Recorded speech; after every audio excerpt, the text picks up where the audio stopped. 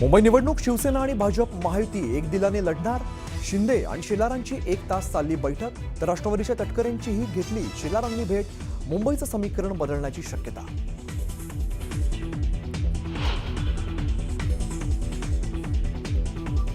नांदेडच्या धर्माबादमध्ये मतदानादरम्यान मोठा राडा. तेलंगणातील मतदार येऊन बोगस मतदान करत असल्याचा आरोप. एका महिलेला आणि पुरुषालाही मारहाण.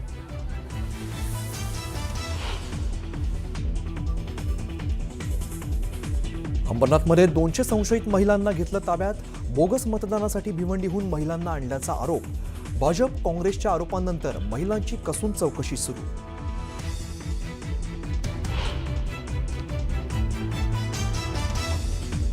कोपरगावात मतदान प्रक्रियेदरम्यान भाजप आणि राष्ट्रवादी अजित पवार गटाच्या कार्यकर्त्यांमध्ये राडा.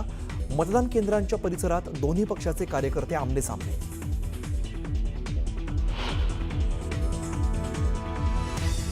पिंपरी चिंचवडमध्ये दादांच्या राष्ट्रवादीला महेश लांडगेंचा धक्का.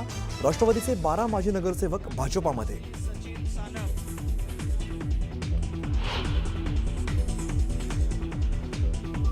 मुंबईत काँग्रेसकडून स्वबळाची घोषणा. महाराष्ट्र प्रभारी रमेश चन्नीथला यांची मुंबई काँग्रेससोबत बैठक. विवाद नको, विकास हवा, काँग्रेसचा नारा.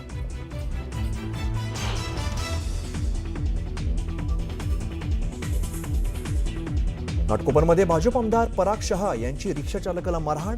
वाहतुकीचे नियम मोडल्यामुळे पराग शहा आक्रमक. सोशल मीडियावरती व्हिडिओ व्हायरल.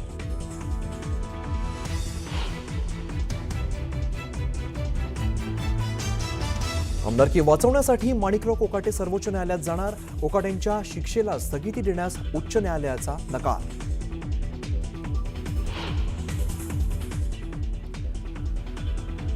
वसंतदा पाटील यांच्या पत्नी आणि माजी मंत्री शालिनीताई पाटील यांचं निधन.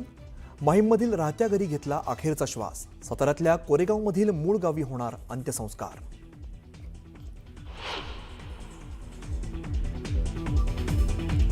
आणि T20 वर्ल्ड कपसाठी भारतीय संघाची घोषणा. सूर्यकुमार यादव भारतीय टीमचा कॅप्टन, तर शुभमन गिल टीममधून बाहेर.